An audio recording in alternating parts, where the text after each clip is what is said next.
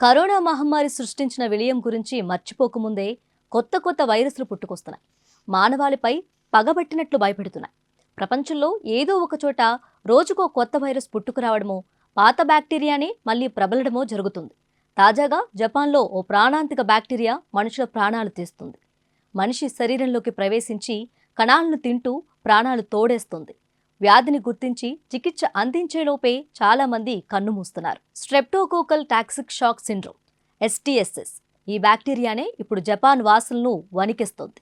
ఆ దేశంలో ఇప్పటి వరకు 1000కి పైగా STSS కేసులు నమోదయ్యాయి. జపాన్తో పాటు యూరప్లోనూ ఈ కేసులు వెలుగు చూశాయి. ఇంతకీ STSS అంటే ఏమిటి? ఇది ఎలా వ్యాపిస్తుంది?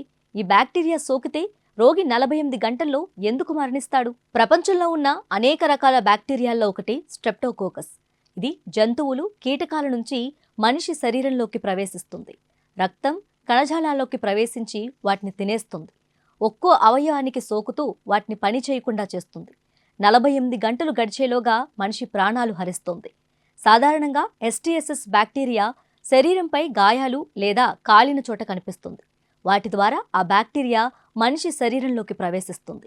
ప్రస్తుతం STSS సోకిన రోగుల్లో సగం మంది బాధితుల శరీరంలోకి బ్యాక్టీరియా ఎప్పుడు ప్రవేశించిందన్న విషయం కూడా తెలియడం లేదు. STSS బాధిత లక్షణాలు గమనిస్తే శరీర భాగాల్లో వాపు, హై ఫీవర్, దద్దుర్లు, చర్మం పొడిబారి పొట్టులా రాలటం, BP డౌన్ కావటం, గాయం పెద్దది కావటం, గొంతు మంట, నాలుకపై ఎరుపు లేదా ఉదారంగు మచ్చలు కనిపిస్తాయి. ఈ బ్యాక్టీరియా శరీరంలోకి ప్రవేశించినప్పుడు రోగికి తీవ్రమైన జ్వరంతో పాటు BP పెరుగుతుంది.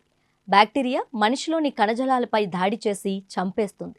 దీని కారణంగా రోగి శరీరంలోని అవయవాలు ఒక్కొక్కటిగా కుప్పకూలుతాయి. ఇలా కొన్ని గంటల్లోనే కణజాలాన్ని తినేస్తుంది.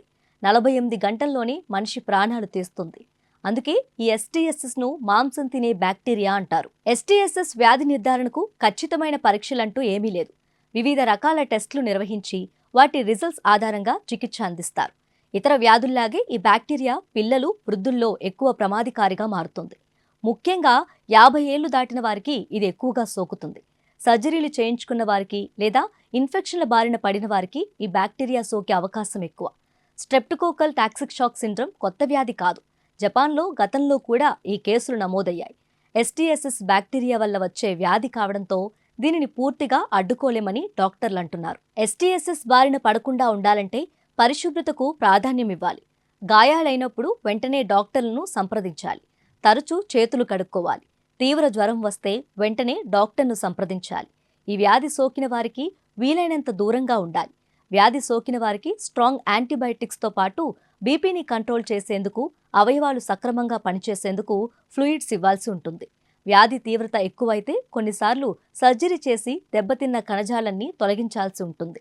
ఈ బ్యాక్టీరియా సోకిన వారికి వీలైనంత తొందరగా ట్రీట్మెంట్ ప్రారంభిస్తే ప్రాణహాని నుంచి కాపాడుకోవచ్చని డాక్టర్లు చెబుతున్నారు.